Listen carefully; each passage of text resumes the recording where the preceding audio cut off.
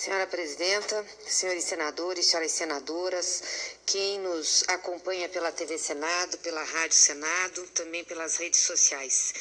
Eu tinha preparado hoje meu pronunciamento nessa tribuna para falar sobre a campanha da Fraternidade de 2018, lançada pela CNBB para a quaresma deste ano. Quaresma, que é uma campanha, que é um período guardado pelos cristãos católicos. E a campanha da fraternidade desse ano é Fraternidade e Superação da Violência. Vós sois irmãos. Está aqui o material da campanha da fraternidade e toda a sua fundamentação. E, coincidentemente, nós tivemos hoje a notícia triste de uma intervenção militar a pedido do governador do Rio, à presidência da República, ao governo federal, uma intervenção militar para colocar a segurança do Rio em ordem. É preocupante isso que nós vivemos no nosso país. Não me lembro, no tempo recente da nossa história, de nós termos tido uma intervenção desta ordem em qualquer estado brasileiro. Inclusive, passamos por momentos grandes no país de tensão sobre segurança pública com a Copa do Mundo e com as Olimpíadas, e o que foi utilizado no nosso país preventivamente foi a Força Nacional de Segurança Pública, que é uma força baseada na Força de Paz da Organização das Nações Unidas da ONU. É uma cooperação entre a segurança pública dos estados e também a Polícia Federal e as forças de segurança da União. Então, essa situação que acordamos hoje e vimos no Rio de Janeiro nos deixa a todos muito preocupados. É certo que a situação do Rio é uma situação muito crítica. Quem acompanhou o Carnaval, mas não precisou ser no Carnaval anterior ao Carnaval, já sabia que a situação vinha se deteriorando a cada dia e que o governo do estado não estava em condições de orientar e de ter pulso para arrumar a situação da segurança e ter uma intervenção de segurança que pudesse dar garantias à população. Me preocupa essa situação por dois motivos. Primeiro, por que o governo do Rio de Janeiro deixou passar o Carnaval mesmo sabendo das dificuldades que o estado tinha? Porque o governo do Rio de Janeiro, ou porque o governo federal, sabendo da situação e sabendo que a festa de Carnaval do Rio de Janeiro é uma das maiores festas nacionais que nós temos, inclusive de impacto internacional, com muita gente vindo de fora, não procurou colocar a Força Nacional de Segurança Pública em ação preventiva no Rio de Janeiro. Será que jogaram e apostaram no caos exatamente para levar a uma situação como esta? E aí vem a outra questão. É certo que o governo está aqui com a reforma da Previdência. E é certo também que o governo está com muita dificuldade de arregimentar apoio da sua base para aprovar essa reforma da Previdência. Seria, portanto, esta ação também uma ação articulada para justificar a suspensão de uma reforma que o governo sabe que não terá votos? Isso tudo a gente questiona pela situação que nós estamos vivendo no país, que não é uma situação de normalidade democrática. Nós não estamos com as instituições em pleno funcionamento das suas atividades. Nós estamos com uma crise institucional no país. O Pacto Constitucional de 1988 foi rompido.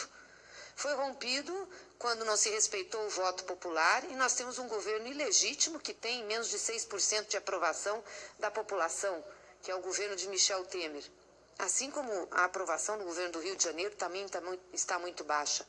Esse governo ilegítimo começou uma série de desmontes do Estado brasileiro, levando o Brasil a uma situação de extrema dificuldade e de início de caos social.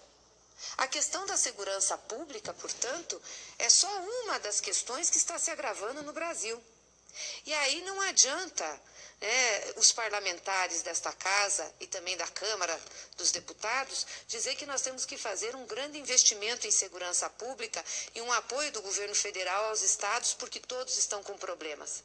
Como que nós vamos fazer isso se foram os parlamentares desta casa e da Câmara dos Deputados que aprovaram a emenda constitucional 95 que retirou recursos da segurança pública? Não sei se os senhores sabem, mas no orçamento do ano passado, nós tínhamos mais de 6 bilhões de reais no governo federal destinados à segurança pública, que poderiam ser utilizados para fazer programas com os estados. Esse ano nós temos menos de 2,9 bilhões. Então, como que nós vamos dizer que temos que fazer parceria, ou que o governo federal tem que fazer parceria, se foi essa casa que aprovou uma emenda constitucional que nós falávamos lá atrás, não aprovem. Vocês vão levar o país ao caos. Dito e feito, o país está no caos. Porque é o caos na segurança pública, é o caos na assistência social, é o caos nos investimentos, é o caos na educação. Não tem como salvar o país numa situação dessas. É responsabilidade desta casa aqui, da grande parte dos senhores que ocupam os assentos aqui, que votaram na emenda constitucional 95, o caos que nós estamos vivendo hoje. Essa intervenção militar, essa intervenção que o governo federal anunciou a pedido do governo do Rio de Janeiro, é uma intervenção que tem um caráter político, sim. É uma decisão política de mudar a pauta do país. Vendo que não ia aprovar a reforma da Previdência, mudaram a pauta, resolveram fazer a intervenção no Rio de Janeiro. 2 problemas graves nisso. Não cabe às Forças Armadas cuidar da segurança pública. Nós sabemos o problema que isso tem, o impacto que tem nas Forças Armadas e o impacto que as Forças Armadas têm na comunidade. Não são preparados para isso. As Forças Armadas são preparadas para a guerra, não para fazer a segurança pública numa comunidade. Segundo, geralmente em situações como essa, quando se abre esta exceção, abre-se também a possibilidade de você ter uma situação mais contundente de perseguição e repressão aos movimentos sociais e de garantia aos direitos constitucionais. Quero repetir, nós já não estamos vivendo uma situação de normalidade nesse país, a partir do momento que a nossa Constituição não está sendo respeitada, aonde o voto popular não é respeitado e nós estamos num processo antes da eleição que está sendo, inclusive, colocado sob questionamento, ao não se deixar, ou não querer se permitir ou deixar, uma das maiores lideranças políticas populares dessa história de participar do processo eleitoral. Então se questiona o pilar do voto universal de eleições livres e democráticas. A nossa Constituição está sendo rasgada nos direitos sociais mínimos. Quando se aprova a emenda constitucional 95, corta-se o orçamento da União para programas importantes para a população. E vou repetir de novo, inclusive segurança pública. Eram 6 bilhões de reais para o programa de segurança pública que nós tínhamos no orçamento da União, e agora são menos de 2 bilhões e 900, e ainda tem parte contingenciada. Então, como dizer que a União vai colaborar com os estados? E isso além dos cortes na área da assistência social, educação, volto a falar nisso. E o terceiro pilar é da soberania nacional. A entrega da Petrobras, dos postos de pré-sal, agora a privatização da Eletrobras, porque vocês não vão pensar que vai ser o empresariado nacional que vai comprar a Eletrobras, né? Até porque as empresas nacionais estão quebradas, a economia está no chão. Quem é que vai comprar a Eletrobras?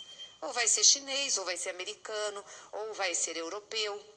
É uma vergonha um país vender aquilo que é estratégico para o seu desenvolvimento, que é a questão da energia. Nós vamos privatizar a vazão dos nossos rios, senhores. É isso que vai acontecer. Então, esta situação da segurança pública, ela também tem o condão de puxar a atenção política para esse tema. Um tema importante, mas que está sendo enfrentado de maneira errada. E está sendo enfrentado de maneira a ter exploração política. É isso que está acontecendo. Ou seja, se faz uma intervenção no Rio de Janeiro. A partir daí, pode ser tudo possível. Essa situação, por exemplo, em Roraima, onde nós temos uma intervenção social. O presidente foi para lá, pousando-se de sadista, falando grosso que não ia admitir uma intervenção na Guiânia. Está querendo Temer fazer o que fazem aqueles que estão no ralo, no esgoto da história, nos seus governos? Querer ter um inimigo internacional para poder unificar politicamente, internamente o país? Será que vamos viver isso?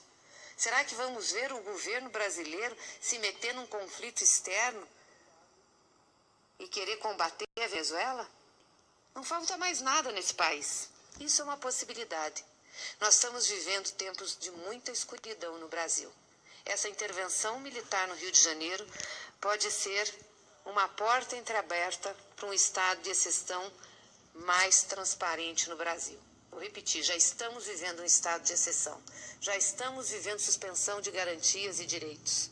Com isso aqui, nós poderemos ter a repressão direta, inclusive a movimentos sociais, ou principalmente a eles. Então, é de se fazer uma reflexão. A segurança brasileira é uma questão muito séria. Todos os nossos estados estão sofrendo muito com o problema de segurança. Mas ela não é uma questão que se resolva de maneira simples com uma intervenção como essa que está se pretendendo. Ela é uma intervenção maior.